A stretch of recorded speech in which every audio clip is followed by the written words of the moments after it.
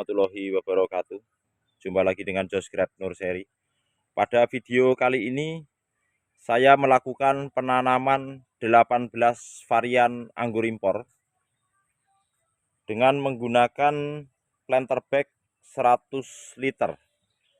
Seperti ini penampakannya.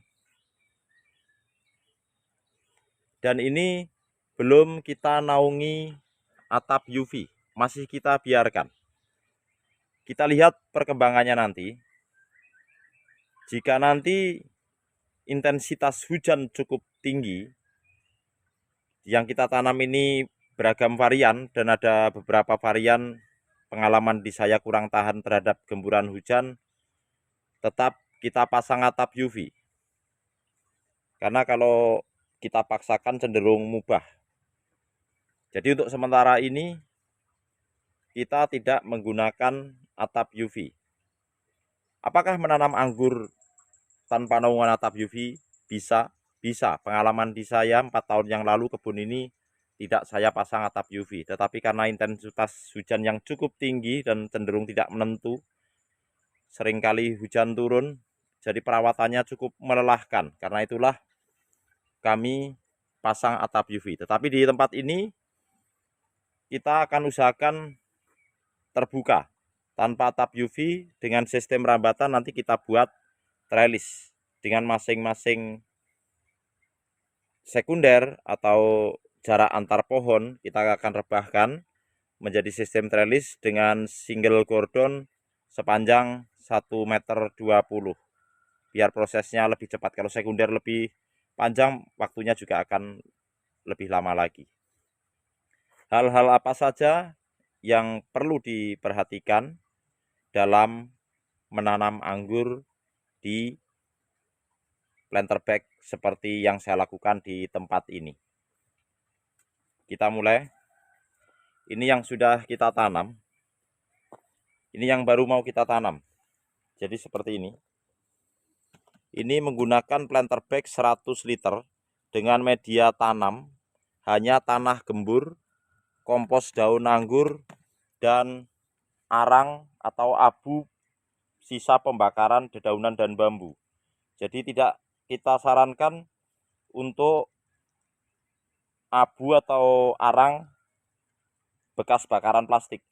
Tetapi di kebun ini dedaunan yang selesai pembersihan termasuk rumput ada beberapa yang kita bangkas, kita bakar, kita campur dengan bambu dan abunya kita campurkan untuk media tanam di planter bag ini. Seperti ini. Ini arang bambu nih. Jadi untuk mengurangi jamur juga. Karena arang ini karbon ya. Oke. Jadi media tanamnya hanya tanah, kompos daun anggur, dan abu. Berapa bagian ini? 60% tanah, 35% kompos, dan 5%-nya cuma abu dan arang. Yang pertama, pastikan lubang pot ini bisa untuk jalur air keluar sehingga poros tidak tergenang. Yang tidak kalah penting atau yang kedua, kita ganjal tuh di bawah potnya ini supaya air mudah lepas dan tidak tergenang. Nih. Yang pertama lubang potnya, yang kedua itu kita ganjal supaya poros. Kemudian siapkan bibit yang siap tanam atau sudah berakar. Seperti ini. Kita mulai penanamannya. Ini varian Taldun, hasil sambung pucuk seperti ini. Sebelum kita melakukan penanaman, kita bikin lubang seperti ini, keliling pot ini atau keliling planter bag. Kita taburi NPK, Ponska Plus, dan NPK Ponska merah seperti ini. Nih. Ini kita campur NPK Ponska plusnya 30%, NPK Ponskanya 60%, 70%, 30-70, jadi 7:3. Kita campurkan. Jadi di media tanam ini, di awal tanam kita taburi NPK seperti ini. Lalu kita tanam. Ini kita sobek. Sebentar. Nah, ini seperti ini. Pastikan bibit yang kita tanam sudah berakar. Nah, kelihatan ya. Nih. Sudah banyak akarnya. Lalu kita masukkan seperti ini. Ini tanpa kohe ya. Usahakan tegak lurus seperti ini. Ini tanpa kohe sama sekali. Hanya kita memang melakukan penaburan pupuk NPK seimbang, NPK Ponska Plus, grade fertilizernya 15-15, dan NPK Ponska biasa juga grade fertilizernya di bawahnya. Kita timbun seperti ini.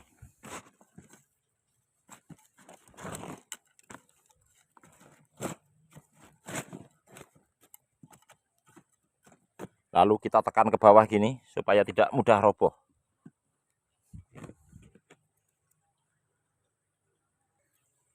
Nah, jika sudah begini, baru kita siram. Ini menggunakan air 5 liter. Oke, tuh poros ya, lepas airnya.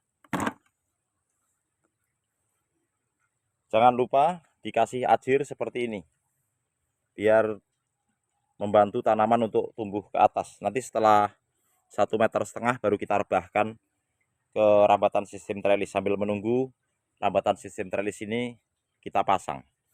Varian apa saja yang kita tanam di tempat ini? Yang pertama ini Aroma Delight. Ini Tamaki. Ulangi, ini Anuta. Ini Basanti. Itu Tamaki. Ini Veles. Semua menggunakan planter bag 100 liter. Ini Beauty Krasotka. Ini Waterfall. Ini Montidor. Ini Yami Rainbow. Ini Oscar. Ini belum kita tanam, baru mau kita tanam nanti ini. Snowball. Ini Taldun yang baru saja kita tanam. Ini Lorano. Ini Esteki. Ini Heliodor. Ini Urum. Nah, ini kita menggunakan pot 10 liter yang ini. Menggunakan planter bag 10 liter akan kita jadikan tabula pot seperti varian Jupiter di sebelahnya ini. Ini Dixon dan ini Rumba. 18 varian yang kita tanam pada hari ini. Nanti akan saya selalu update untuk perkembangan daripada beberapa pohon yang saya tanam hari ini. Untuk kawan-kawan yang mengikuti video saya step by stepnya biar bisa sama-sama untuk belajar. Jadi dari media tanam yang saya gunakan ini bukan media tanam terbaik bagi anggur memang, tetapi menggunakan media tanam seadanya yang ada di kebun kami. Dan alhamdulillah yang sudah kita tanam semuanya sudah berbuah dengan media yang sama. Sampai sana-sana ya, semuanya sudah berbuah. Jadi yang terpenting media tanam itu poros, jadi tidak menggenang air di media tanam. Dan nutrisi nanti kita akan tambahkan melalui pemupukan selang-seling. Saya akan menggunakan PSB dan NPK Ponska Plus di fase vegetatifnya. Jadi hanya PSB dan NPK. PSB saya akan aplikasikan seminggu sekali, NPK 3 minggu sekali. Untuk ukuran pohon seukuran ini 1 sendok makan kita benamkan ke sekitar perakaran. Nih, Jadi penampakannya dari kejauhan seperti ini. Ini berjumlah 18. Kalau dengan yang Jupiter yang itu 21, karena Jupiter itu 3 yang di pot kecil tuh. Seperti ini penampakannya.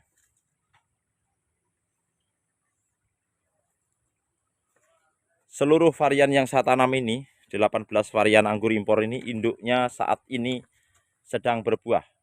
Dan bukan untuk pembuahan pertama, tetapi untuk pembuahan yang kesekian kalinya. Karena itulah saya tanam lagi di tempat terbuka seperti ini. Sekaligus kita ingin lihat ketahanannya terhadap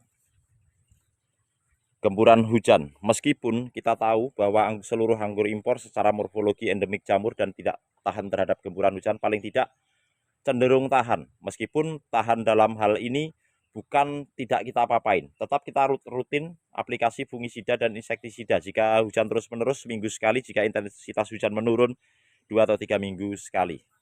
Kita menyesuaikan aja.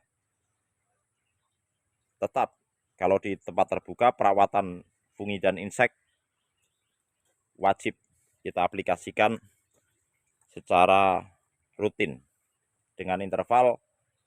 Jika hujan lebat atau intensitas hujan cukup tinggi bahkan tiap hari, maka aplikasi fungi kita lakukan 1 minggu sekali atau 5 hari sekali.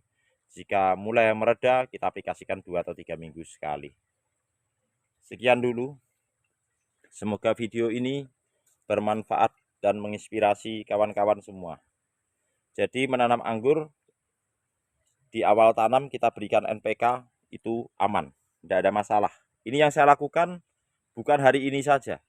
Ini pengalaman saya yang saya lakukan dari awal tanam. Saya selalu tabur NPK seperti ini atau mencampurkan NPK ke media tanamnya. Seperti itu. Jadi bibit anggur kapan mulai dipupuk, sejak tanam saya pupuk dengan menggunakan NPK karena ini tanpa kohe. Dan nggak usah khawatir, semua ini hidup dengan cara yang sama sampai ujung-ujung sana.